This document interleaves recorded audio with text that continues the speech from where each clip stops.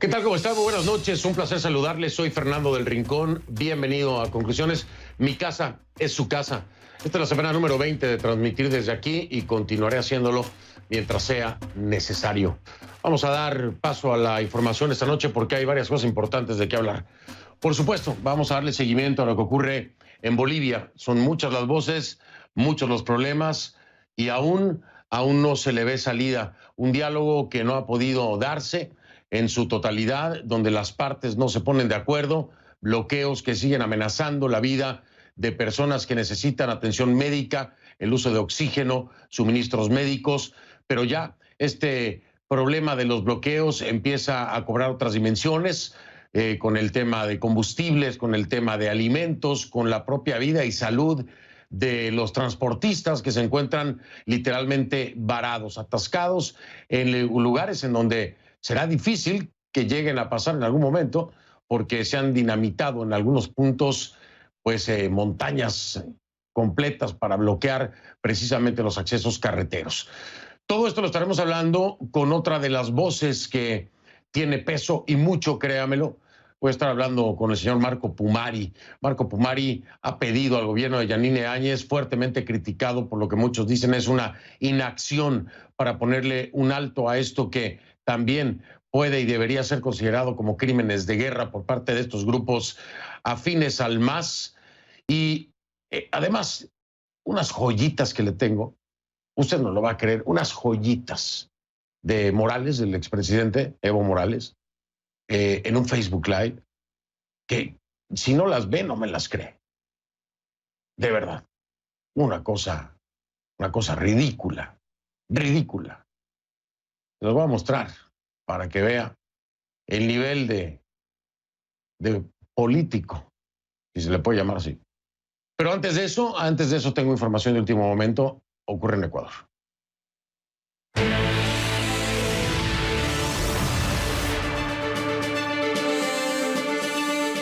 Porque ese miércoles, durante un operativo policial por orden de la justicia, fue detenido en su domicilio en Guayaquil el expresidente de Ecuador, Abdalá Bucaram Ortiz. Así lo confirmó la ministra de Gobierno, María Paula Romo, en su cuenta oficial. Según la Fiscalía, esta orden de detención responde a las investigaciones por la presunta participación en el delito de delincuencia organizada con relación al asesinato de un ciudadano israelí el sábado pasado. Ana María Cañizares está en vivo desde Quito con toda la información acerca de esto. Ana María, te saludo, buenas noches, gracias por acompañarnos con la información. Cuéntanos qué es lo que tenemos hasta este momento.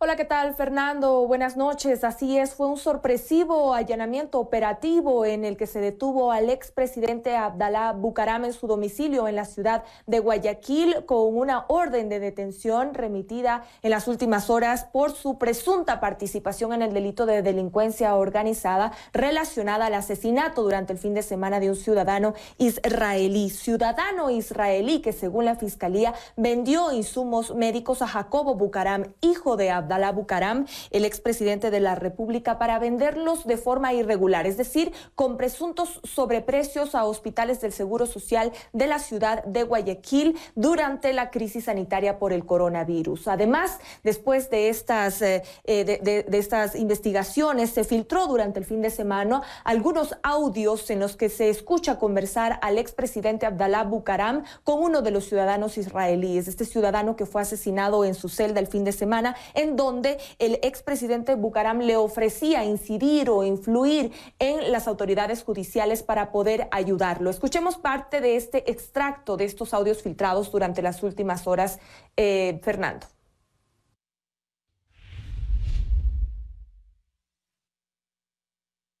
Juez y llevarte a un tribunal.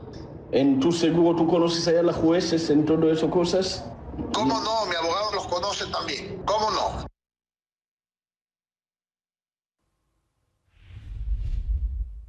Bien, Fernando, el expresidente Bucaram en una rueda de prensa el día de ayer, horas antes de su detención, dijo que esta conversación existió, no negó que este diálogo hubo entre este ciudadano asesinado, dijo que era parte de una defensa técnica para darle fuerzas al ciudadano israelí que estaba preocupado por su vida y que pedía garantías por su vida horas antes al expresidente Bucaram. También defendió la legalidad de la compra de estos insumos médicos para los hospitales. Dijo que no hay nada de malo en comercializar, pero que siempre será muy fácil vincular a los Bucaram en un asesinato. Escuchemos más de lo que dijo al respecto. Una simple compraventa no es ningún delito. Todo el mundo vende aquí. Vaya ahorita y compre naranja. ¿Cuál es el crimen? Mañana van a inventar a cualquier sicario y decir, yo fui, me mandaron a Bucaram. Esa historia no la he conocido en mi vida. Aquí hay muchas hipótesis. Lo cierto es que la familia Bucaram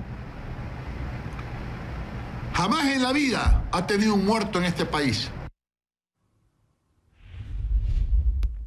Bien, Fernando, hay que recordar que el expresidente Bucaram en los últimos meses, desde junio pasado, lleva abiertos varios casos por presunto tráfico de armas, tráfico de bienes patrimoniales, y también se lo investiga a él, a 3 de sus hijos y a su nuera por el delito de asociación ilícita en la compra y venta de insumos sanitarios de forma irregular para los hospitales de la ciudad de Guayaquil. La Embajada de Israel también se ha pronunciado el día de hoy con preocupación y calificando el asesinato del compatriota israelí como muy grave y pidiendo a las autoridades que se investigue a profundidad estos hechos. Además, de último momento, Fernando, déjame decirte que la Fiscalía ha confirmado a CNN que el expresidente Abdalá Bucaram no será finalmente trasladado a la ciudad de Quito, donde estaba previsto que se desarrolle la audiencia de formulación de cargos por el delito de delincuencia organizada vinculada al asesinato del ciudadano israelí. Continuará en la ciudad de Guayaquil. Se ha hecho una evaluación médica de Bucaram y por temas médicos no será trasladado al momento hasta la ciudad de Quito. Así que la audiencia se realizará de forma telemática, parte de las partes procesales en Quito y otras desde la ciudad de Guayaquil. Bien, esta es información de último momento. Ana María, por supuesto, en detención, ¿no? Mucha atención también por saber qué pasará en esta audiencia, si se dictará prisión preventiva para el exmandatario, si se le aplicarán medidas alternativas a la prisión preventiva, y recordar que él ya tenía incorporado en su tobillo un grillete electrónico por otro caso por el que se le investiga al exmandatario. Entonces, habrá que ver si durante las próximas horas o incluso en la madrugada se conoce cuál es la decisión del juez que esté a cargo de esta audiencia de formulación de cargos. Así que todavía no está definido si lo hará en detención o con este grillete como ha estado los últimos días precisamente. Vamos a estar muy al pendiente. Ana María Cañizares, un gusto saludarte y verte bien. Gracias por la información. Estamos muy al pendiente. Saludos, Ana María. Gracias, Fernando. Hasta pronto. Hasta pronto. Buenas noches. Era Ana María Cañizares en vivo desde Quito con la información. Y el día de hoy, como ya le decía, vamos a continuar con Bolivia porque la situación en Bolivia aún está muy lejos de estar bajo control. Mire usted, estos son los hechos.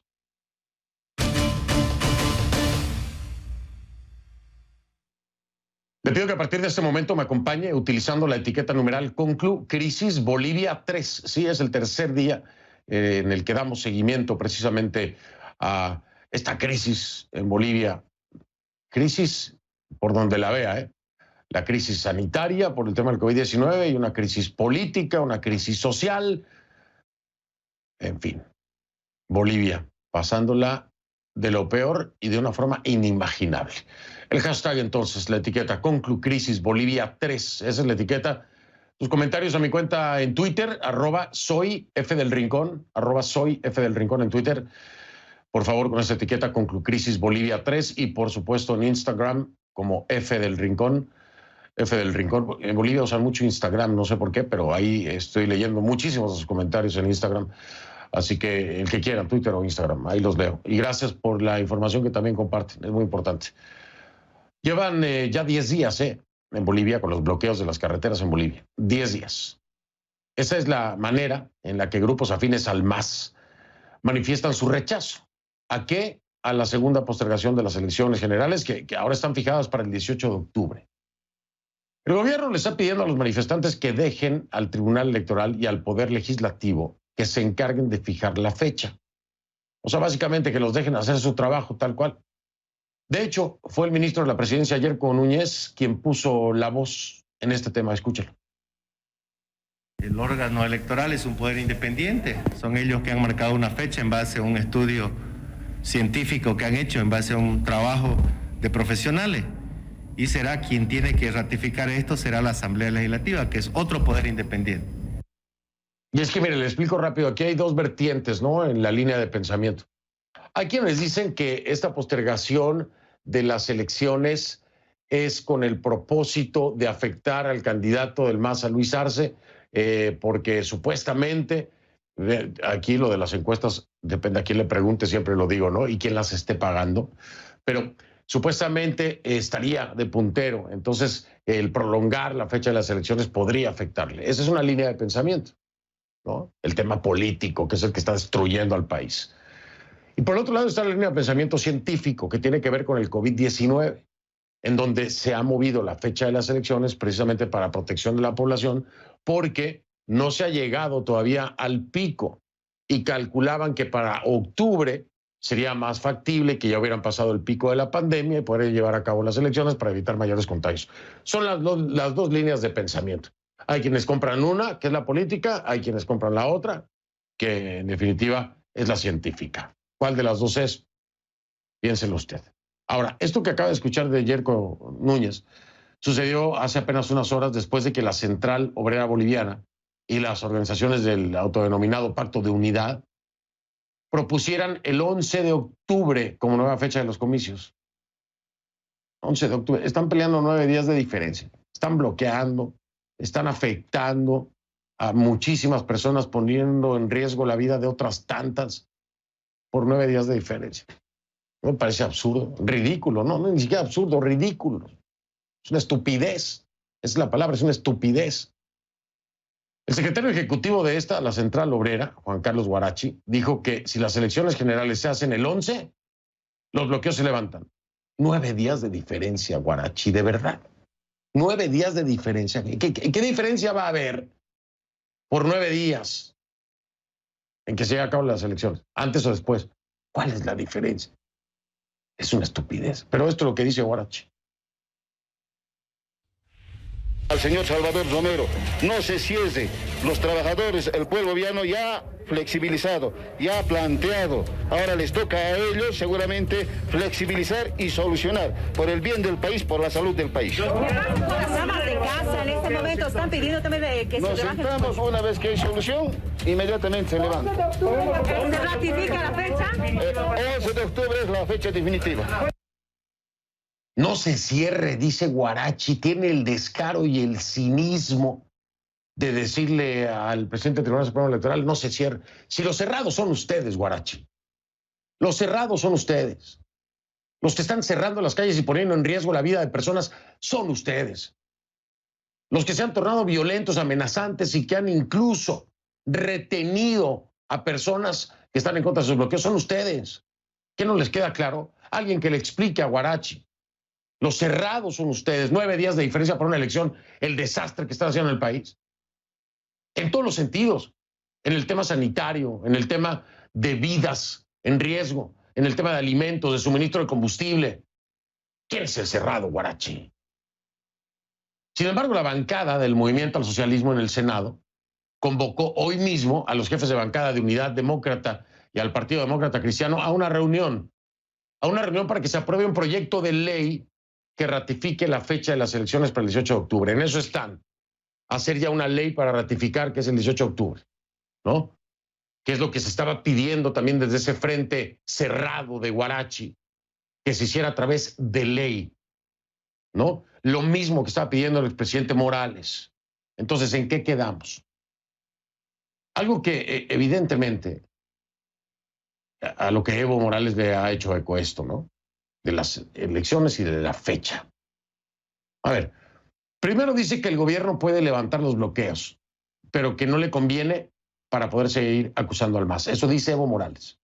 Evo Morales dice, el gobierno puede levantar los bloqueos, pero no le conviene para poder seguir acusando al MAS. Luego dice que no vale la pena discutir por una semana o dos en cuanto a la fecha de los comicios presidenciales. Yo ahí estoy completamente de acuerdo con usted, Morales, ¿eh? Completamente de acuerdo con usted, Morales. Es que no vale la pena no discutir. Dígalo con todas sus letras, Morales. No sea, bueno, dígalo con todas sus letras, Morales. No vale la pena poner en riesgo la vida de seres humanos, no por una o por 2 semanas, no, por ninguna elección, en ninguna parte del mundo. Entonces no es que se está, ojalá, Morales, se estuviera discutiendo. Es que se está discutiendo. No se está discutiendo. Se está bloqueando. Se están bloqueando puntos carreteros, están afectando a las personas en su salud y arriesgando su vida. Entonces no se está discutiendo, Morales, no. Sus seguidores y los afines al MAS, por lo que le corresponda a Luis Arce como candidato, son los que están bloqueando y amenazando, no discutiendo. Ojalá fuera una discusión, ojalá que fuera una discusión, no estaríamos haciendo este programa. Pero mire usted, por favor, con atención lo que le voy a presentar, escuche con atención las cosas que dijo Morales. Estoy convencido. Claro, si el gobierno fuera capaz puede levantar el bloqueo de caminos, pero no quiere levantar, y justamente para que sigan usando eso contra el MAS para desgastarnos políticamente. Parece ser cuanto más estas favorecer mejor para ellos. Después de varias reuniones con Pacto de Unidad, con Tribunal Supremo Electoral, pero también en algún momento en presencia de las Naciones Unidas. Y hay compañeros, pues dicen, no, por lo menos que sea 11, 4 de octubre, no 18. Yo me preguntaba, ¿no estar peleando por 2 semanas, una semana? Inclusive se escucha, ¿no? Si no es 18, por lo menos que sea 17. Creo que no tiene sentido esa clase de planteamientos.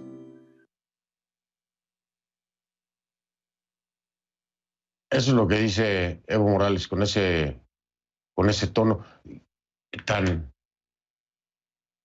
calmado, ¿no? Como que no está pasando nada, como que todo es una discusión, como cuando el país está al borde del colapso. Al borde del colapso. ¿Qué tanto? Yo a veces me pregunto, de verdad, ¿qué tanto interés tiene realmente Morales por los bolivianos? ¿Qué tanto realmente le importan los bolivianos a Morales? ¿Qué tanto? Porque nada de lo que está pasando es bueno para los bolivianos y las bolivianas. Nada. Nada es bueno. ¿Qué tanto interés tienen? De verdad ponen primero a la gente porque sus declaraciones, sus actitudes no parecen. ¿No? Porque hay que actuar ya. Hay que actuar ya. Cualquier político lo tiene claro, cualquier ser humano lo tiene claro, pero los políticos parece que no quieren darse cuenta, voltean para otro lado. No, mire usted, le voy a mostrar los hechos. El tráfico en vivo en Bolivia, como se lo mostré ayer con los puntos azules marcando la parálisis, los bloqueos en el país. 10 días van ya, 10 días y la cosa no merma, no baja. Ahí lo tiene usted, en mapa, en tiempo real. Esos son los bloqueos. El panorama se está poniendo cada vez más complicado. Mire la cantidad de bloqueos. Todo esto representan rutas de suministro, de todo tipo de cosas. Alimentos, ganado, oxígeno, medicamentos, lo que se le ocurra. Mire usted el desastre que hace la política boliviana en el país. El desastre que tienen los políticos bolivianos en el país. Y los fanáticos de políticos en el país. El Ministerio de Gobierno informó que los camiones que transportan el oxígeno desde Cochabamba a La Paz tuvieron que cambiar su ruta. ¿Por qué? Por las amenazas de que iban a ser dinamitados. Habráse visto. Amenazan con dinamitar camiones con tanques de oxígeno Y no hay fuerza pública haciendo frente a amenazas de dinamita. Es que no se puede creer, es que es inverosímil. Amenazan con dinamita a camiones que transportan oxígeno y no hay fuerza pública que los detenga. Están violando la ley, están utilizando dinamita. Tantos elementos jurídicos, legales, penales que hay en el medio y el gobierno los deja pasar así nomás, desviamos mejor los camiones y que se queden con su dinamita. No, señor, aquí hay delitos que se deben perseguir de oficio.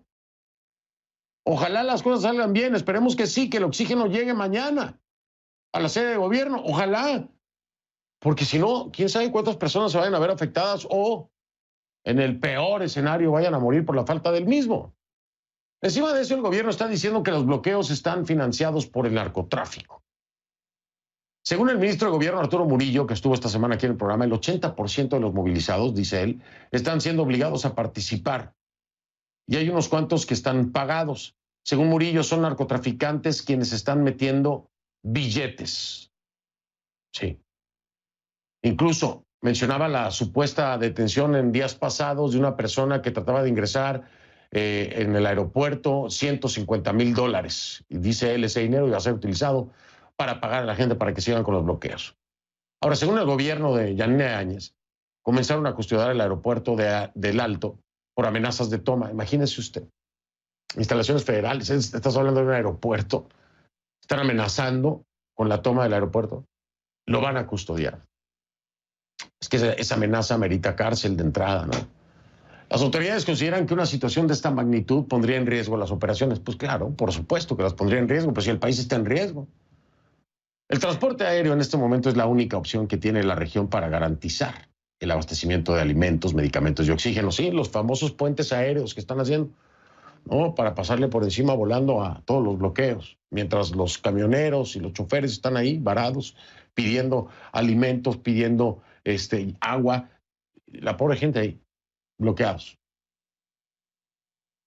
Las reacciones de verdad no se dejaron esperar. Por ejemplo, el diario El Deber de Santa Cruz de la Sierra está diciendo que si el gobierno no es capaz de hacer respetar los derechos de la ciudadanía, habría que preguntarse legítimamente, y estoy completamente de acuerdo con ese editorial, ¿para qué están ahí? ¿Para qué están ahí? ¿Para qué está este gobierno de Yanine Áñez si no puede controlar esta situación? Eso lo dice claramente este editorial, eso se lo he dicho claramente yo también en la semana.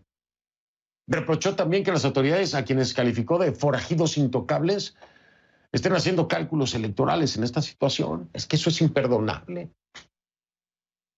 La otra reacción mucho más tangible es la desesperación. Desesperación en torno a la falta de oxígeno en los hospitales. Escuche usted.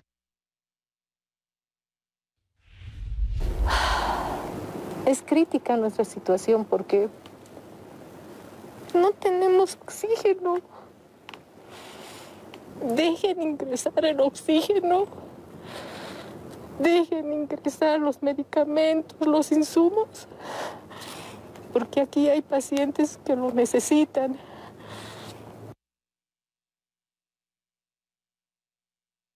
Durísimo. Esa es la realidad, ¿no? Esa es la realidad, esa es la situación. Eso es lo que deben de evitar, frenar, detener, parar ya los que se dicen gobierno.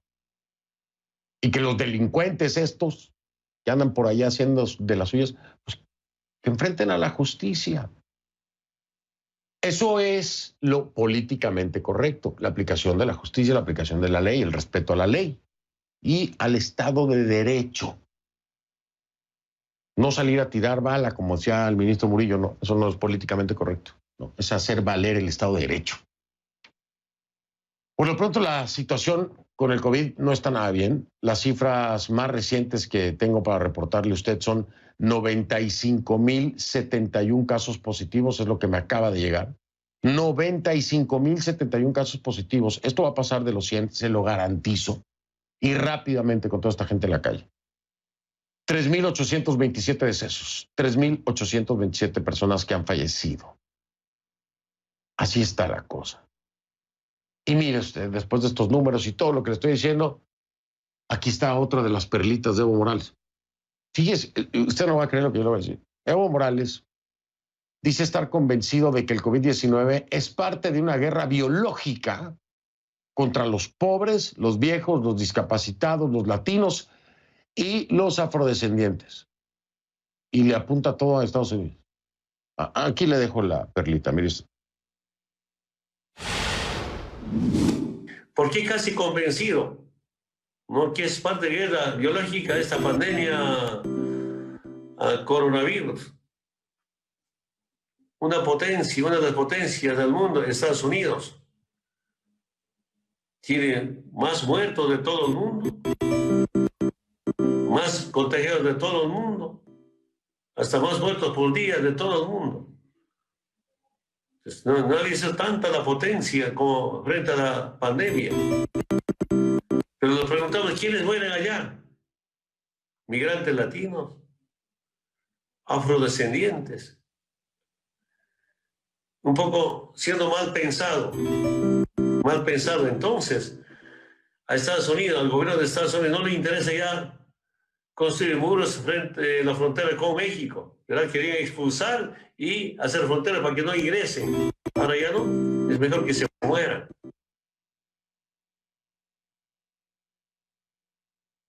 De verdad, Morales. A ver, y entonces, ¿cuál sería su teoría sobre México, sobre Brasil, sobre la India, sobre Sudáfrica? ¿Cuál es la teoría ahí? Porque esos países también están entre los que más contagios tienen a nivel mundial y más muertos tienen a nivel mundial. ¿Cuál es su teoría ahí? ¿Que en México a quién quieren matar? ¿Ah? ¿Usted o es o se hace? ¿Usted o es o se hace, Morales? ¿O es un ignorante o se hace el ignorante? Para sacarle de nueva cuenta ventaja política en su comentario. En su cabeza no existe ni la humanidad ni nada. Todo tiene que ser algo que lleve a retorcer las mentes de personas que desgraciadamente le creen. Es increíble que le digo, ¿es o se hace? Y si es así de ignorante, yo no entiendo hoy cómo es que usted llegó a ser presidente, Morales. ¿No le da vergüenza? ¿No le da vergüenza, Morales? Denos su próxima teoría, no solamente sobre el imperio. No, entonces, ¿qué pasa en México? ¿A quién quieren matar con el COVID en esta guerra biológica? ¿A quién quieren matar en la India? ¿A quién quieren matar en Sudáfrica? ¿En Brasil? Una vergüenza, de verdad. Una vergüenza. Patético, Morales, se lo digo. Y aquí lo espero para hablar cuando se le dé la gana. Un día va a llegar esa entrevista. Cuando quiera. Voy a hacer una pausa, voy a regresar con un protagonista de todo esto que ocurre en Bolivia. Es Marco Pumari. Es candidato a la vicepresidencia de Bolivia por la alianza Creemos. Me acompaña en vivo desde Potosí, allá en Bolivia.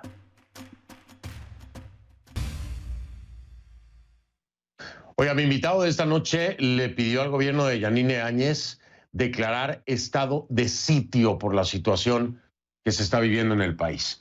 Es Marco Pumari, es candidato a la vicepresidencia de Bolivia por la alianza Creemos. Me acompaña en vivo desde Potosí, en Bolivia. Marco, ¿cómo está? Buenas noches, bienvenido y gracias por la entrevista.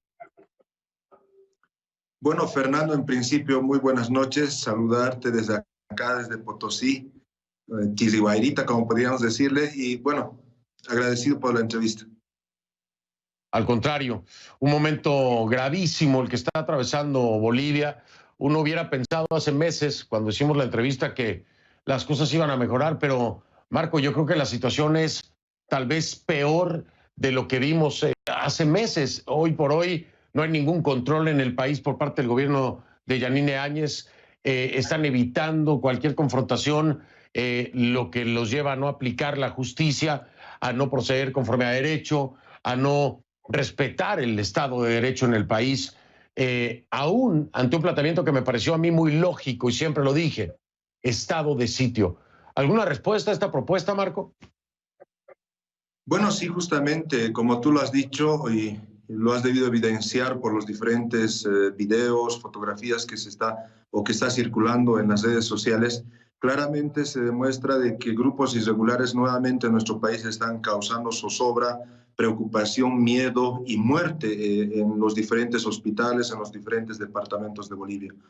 A partir de esa situación vemos de que el gobierno ha perdido total credibilidad de la población y mucho menos existe principio de autoridad a partir del gobierno de Yanine Áñez. Por esa misma situación se había indicado claramente al ver todo este desastre que se está haciendo en Bolivia, declarar estado de excepción o estado de sitio, como se podría indicar claramente, estipulado en la Constitución Política del Estado en el artículo 138, para que de esa manera la presidenta Yanine Áñez pueda sacar a la policía y al ejército y de esa manera restablecer el orden constitucional en nuestro país. Está estipulado en la Constitución Política del Estado esta acción. Claramente este artículo señala de que se garantizan todos los derechos constitucionales y esto nos permitiría de que la policía y el ejército pueda actuar libremente en todo el territorio nacional y evitar la confrontación entre todos los bolivianos o entre esos grupos irregulares que en este momento está conformando el movimiento al socialismo, un partido ilegal, un partido delincuencial, como podríamos decirlo, porque en este momento son los asesinos de los bolivianos. Marco, otra de las propuestas, cerrar la Asamblea Legislativa. Aquí se complica la cosa porque son estos mismos, los de la Asamblea Legislativa, los que podrían por ley determinar la fecha del 18 de octubre para que se acabe esto. Bueno, que parece que por 9 días de diferencia no se acaba. Quieren que sea el 11 o el 12. Pero cerrar la Asamblea Legislativa, ¿qué beneficio le traería esto en este momento particular al país? A un principio mencionabas de que esta clase de acciones, en especial como bolivianos, pensábamos que jamás iban a volver a repetirse. El error que ha cometido Yanine Áñez en este momento ha sido tal vez asumir una posición política partidaria y asumir tal vez o aceptar una candidatura, lo cual ha generado de que el movimiento al socialismo se fortalezca, lo cual ha generado de que el movimiento al socialismo se rearticule a partir de toda esa estructura que se tiene dentro de las instituciones públicas en el Tribunal Supremo Electoral, porque no se ha movido personal, no se ha cambiado ese personal, que era gente operativa del movimiento al socialismo. A partir de todo eso, esas observaciones que habíamos realizado y que jamás pudo subsanar Yanine Áñez, hoy claramente tenemos un movimiento al socialismo, un partido ilegal, delincuencial, como le decía a un principio, nuevamente actuando impunemente, en el sentido de que se ha perdido total principio de autoridad y hoy tenemos gente que se está movilizando en las calles, pero esa gente no se está movilizando gratis, se está movilizando con un financiamiento bien claro. Acá, diputados y senadores de la Asamblea Legislativa están financiando a estos grupos. Lo hemos podido demostrar y lo podemos corroborar con videos cuando vemos diputadas en este momento en las diferentes marchas y claramente nos demuestra de que existen alcaldes, gobernadores, concejales, asambleístas departamentales del movimiento al socialismo que en este momento están financiando, están articulando toda esta movilización. Claramente las imágenes nos pueden mostrar de que los caminos están tapados con tierra, hechos por maquinaria pesada que pertenecen a los municipios, o sea, se está utilizando bienes del Estado para fines enteramente político-partidarios. Por esa misma situación se había indicado de que esta asamblea inoperante, esta asamblea, estos diputados y senadores que no representan al pueblo y que hoy más bien están yendo en contra del pueblo, primero obstaculizando cualquier norma o ley que beneficie a los bolivianos, como en el tema de los financiamientos o créditos que deben ser aprobados en esta Asamblea Legislativa y más allá de esa situación financiando a estos grupos irregulares en contra de la población boliviana. Debe cesarse la Asamblea Legislativa porque en este momento ese dinero puede ser utilizado también para tratar el coronavirus que lastimosamente está haciendo mucho daño y causando luto y dolor en las familias bolivianas. Voy a marcar una pausa nada más. Desde este frente, como periodista, yo no puedo demostrar de manera independiente que legisladores están financiando precisamente los bloqueos. Esta es una declaración que hace Marco Pumari. Lo que sí le puedo dar fe en apoyo al comentario que sea Marco Pumari de que ha habido participación de funcionarios públicos en algunos bloqueos. En efecto, funcionarios locales, como ya lo decía Marco Pumari, hemos visto alcaldes y a funcionarios locales participar y apoyar estos bloqueos. Esto sí ha ocurrido. El financiamiento, desgraciadamente, o afortunadamente, no sé, como quieran ver, no puedo demostrarlo de manera independiente, solo para dejarlo claro. Marco, hago una pausa, regreso, seguimos hablando porque me habla Marco Pumari del MAS, de la fuerza que le ha permitido a Yanine Áñez que siga ganando el MAS. Pero yo le pregunto a Marco Pumari, ¿es solo Yanine Áñez o es la oposición?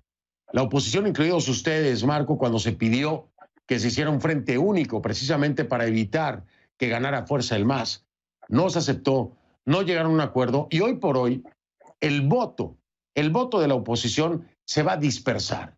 Se va a dispersar con Mesa, con Quiroga, con Camacho y Pumari, con Yanine Áñez, y eso puede hacer que gane Luis Arce del MAS. A una pausa, regreso y escucho el comentario de Marco Pumari. Ya venimos. Estoy de regreso con Marco Pumari, candidato a la vicepresidencia de Bolivia por la Alianza Creemos, en vivo desde Potosí. Marco, el pecado capital en este sentido, para sumarle o restarle al MAS, no es precisamente esta gran división que hay y las tantas opciones que están presentando como oposición. Esto los debilita, ¿no lo crees? Bueno, sí, justamente. Como Alianza Creemos, a inicios de esta gestión, antes que se culmine la inscripción de candidatos ante el Tribunal Supremo Electoral, el Comité Pro Santa Cruz había convocado a todos los candidatos para unificar criterios y poder conversar en torno, primero, a unificar lo que es el voto de la oposición o el voto mayoritario de la población expresado en todos los candidatos.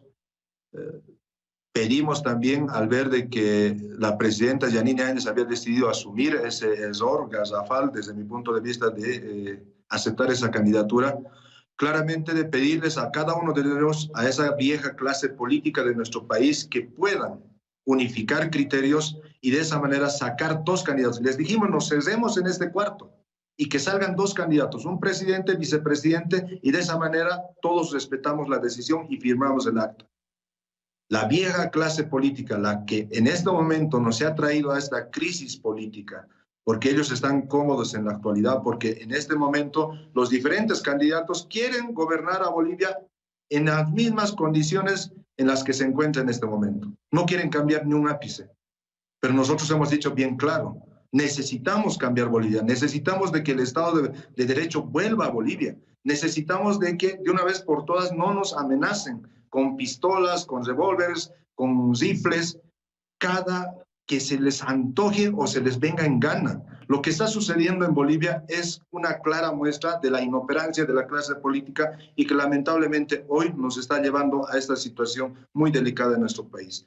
Pero sabemos bien de que nosotros venimos de las calles, venimos de la lucha cívica y sabemos bien de que el renunciamiento, como se podría decir en un momento determinado, o una posición patriótica se la puede dar en todo momento. Dice algo Marco Pumari que quiero subrayar para que entienda la comunidad internacional, porque es así tal cual lo dijo Marco Pumari. Cada vez que se les da la gana, los amenazan, salen estas hordas animalescas a las calles con dinamita, con armas, con bloqueos, con saqueos, con destrucción. Cada vez que se les da la gana, tal cual lo ha dicho Marco Pumari. Otro de los puntos aquí que mencionas tú es precisamente, Marco, el tema de la candidatura de Yanine Áñez. Hay un sector de estos absurdos que están pidiendo, primero, que la elección sea el 11 de octubre y no el 18, que no sé cuál es la diferencia, pero también la renuncia de Yanine Áñez. Te pregunto y voy a la pausa para escuchar tu respuesta. ¿Tú crees que en este momento no renuncia a la presidencia de Yanine Áñez, una renuncia a la candidatura de Yanine Áñez, bajaría la presión social que en este momento está ejerciendo el movimiento al socialismo y podría darle un poco más de estabilidad al país para ir a la elección? ¿Crees que pudiera ser una buena medida? Me dices después de la pausa. Regreso. con Marco Pumari, candidato a la vicepresidencia de Bolivia por la Alianza Queremos. Ya vengo. Estamos de regreso en este último segmento con Marco Pumari, candidato a la vicepresidencia de Bolivia por la Alianza Creemos. Me acompaña en vivo desde Potosí y le preguntaba a Marco antes de ir a la pausa, una renuncia, una posible, eventual renuncia a la candidatura de parte de Yanine Áñez, ¿crees que podría darle algo de estabilidad y bajar la presión en el momento que vive el país? Tenemos un partido que se llama Movimiento al Socialismo, un partido ilegal, terrorista y delincuencial, que no va a parar, más allá de que Yanine renuncie o no renuncie a la candidatura. Lo que sí lograría la renuncia de la candidatura de Yanine Áñez es fortalecer tal vez una convocatoria de diálogo hacia la oposición o hacia todas las tiendas políticas en este momento contrarias al movimiento al socialismo. Eso sí ocasionaría la renuncia de Yanine Áñez. Y más aún, sería tal vez la mejor decisión que podría tomar la presidenta Yanine Áñez en el hecho de que hoy nos está demostrando de que no pueden gobernar. Hoy Bolivia necesita un gobierno fuerte, un gobierno que en realidad pueda transformar Bolivia y no solamente sentarse y dialogar con aquel que te pega, con aquel que quiere matarte o te mata, porque eso debe terminar en Bolivia. A ver, voy a plantearte este escenario hipotético, Marco. Renuncia Yanine Áñez a su candidatura.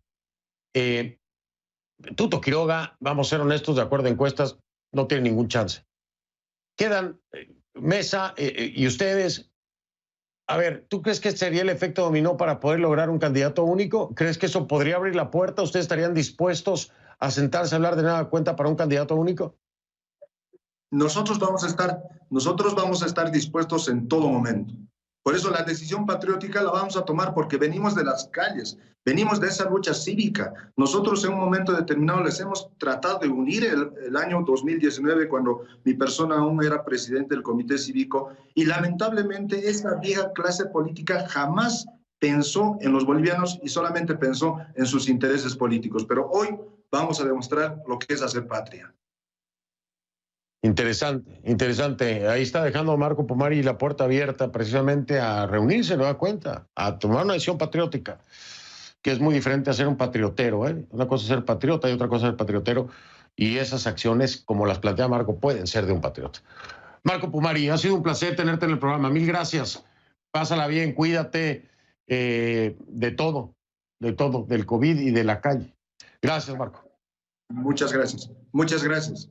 Bueno, cada uno de ustedes y por permitirme expresar todo lo que está pasando acá en Bolivia y que lo sepa el mundo. Evo Morales es el enemigo número 1 de los bolivianos. Marco Pumari, muchísimas gracias. Hago una pausa, regreso. Soy Fernando del Rincón. Si no lo vio en conclusiones, no lo vio. Lo veo mañana. Buenas noches.